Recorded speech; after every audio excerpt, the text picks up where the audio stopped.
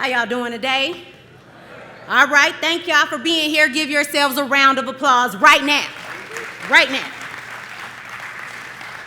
Okay, now my name is Miranda Alexandria. All right, you know, because it's like your Miranda rights. Y'all know y'all Miranda rights, right?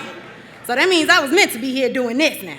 All right, now, with that being said, I am the co-chairwoman of the Chicago chapter of NCOBRA. That is the National Coalition of Blacks for Reparations in America, okay? Y'all know that's been standing since 1987. Give them a round of applause. The people who have been doing that work, who I stand on the shoulders of, okay?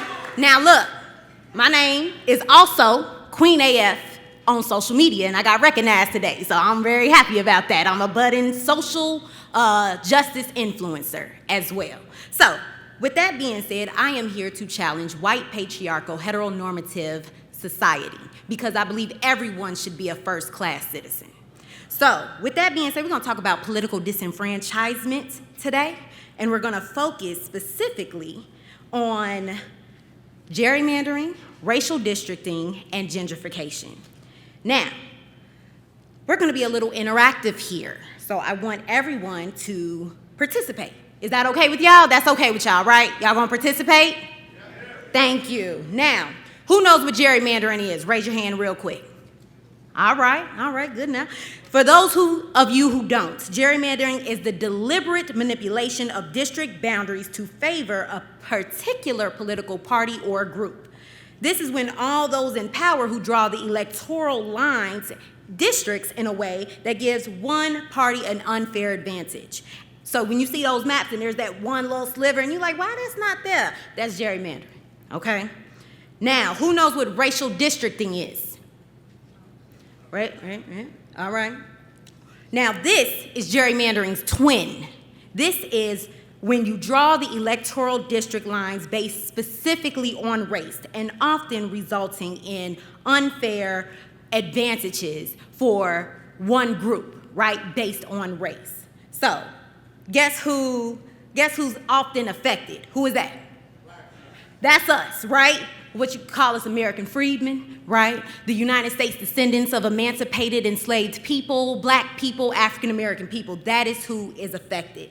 Now, this leads us to being underrepresented in local, state, and federal governments, which of course affects policy decisions, resource allocations, and ultimately impact all of our communities. This vicious cycle is what perpetuates the inequality and stifles our progress continuously. Now, by concentrating our voters into fewer districts, that weakens our political power and our influence on elections. These tactics undermine the principle of equal representation. These forms of discrimination, of course, violate the Voting Rights Act, and of course this affects the representation our voices and our perspective have in our government's decision-making progress. Who knows what gentrification is? Okay. Now this is a distant cousin of gerrymandering and racial districting. Gentrification is sneaky because it's also seen as a sign of economic development, but it has a darker side. This is the process where wealthier individuals move into urban neighborhoods and, of course, leads to increased property values and displaces long-time lower-income residents. Now, this phenomenon contributes to political disenfranchisement by stripping away the power of the voices of who are most vulnerable. This displacement results in loss of community history, culture, and of course, most critically, political representation. Now, when these residents are pushed out, they're also being removed from voting districts where they have built political influence. Now, again, that's shifting and diluting the power of our votes, making it harder for our communities to advance our interests. Now, the new wealthier residents often have different priorities and do not understand nor support the policies that would benefit the displaced individuals. So consequently, gentrification alters the political landscape, giving power to those already privileged. Now, who can name some neighborhoods that might be on their way? Bronzeville, Washington Park, is Inglewood next, right? So what's going to be done about these things? All right, We need to talk about independent redistricting commissions to take the power of drawing the district lines away from partisan legislatures. The commissions can create more equitable and representative districts and free from political manipulation. Additionally, there have been calls for more robust enforcement of the Voting Rights Act to prevent discriminatory practices that dilute the voting power of our communities. We need reparative-based urban planning policies that prioritize affordable housing and protect long-term residents from being priced out of their neighborhoods. Secondly, it's crucial to engage the community in organizing and voter education to ensure residents, regardless of their socioeconomic status, are politically active and informed. Lastly, our elected officials have to be held accountable to all constituents, ensuring that the vote of our communities are heard and our needs are met.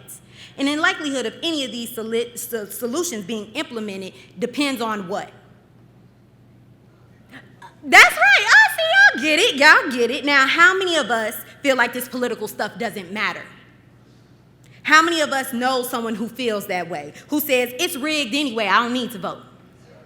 Voting doesn't matter. Who says that, right? Gerrymandering, racial districting, and gentrification may contribute to these attitudes, but nothing is worse to me than giving our power away willingly because we're apathetic and content with the status quo. Now, how will reparations policies be drafted, implemented, and funded? How? Through the government, right? Through the people who we elect to represent us. This is the political process. So even if our candidates don't win, that don't mean we opt out. We stand up, and we hold whoever is in that seat representing us accountable, period. Whether we like them or not, they're representing us, our children, and our families. They are making decisions about us. As of right now, we live in one of the countries that allows its citizens to choose the people who will govern and represent them. Now, how many of us know our aldermen and local representatives? All right. Now, who is currently running for Cook County State's Attorney? Do we know that? All right. Now, when we become engaged and empowered voters, we are building a reparative and fair political system where our vote really matters. No longer can we be apathetic to a system if we are ready to receive our reparations that are long overdue. It has been time to even the field and requires the collective effort of lawmakers, activists, and the public to get it done. It's time for radical change, and I will end by intentionally misquoting someone. And all I'm gonna say is if you know who it is, you know. I say reparations now, reparations tomorrow, and reparations forever. Keep playing with us if we want to, if you want to.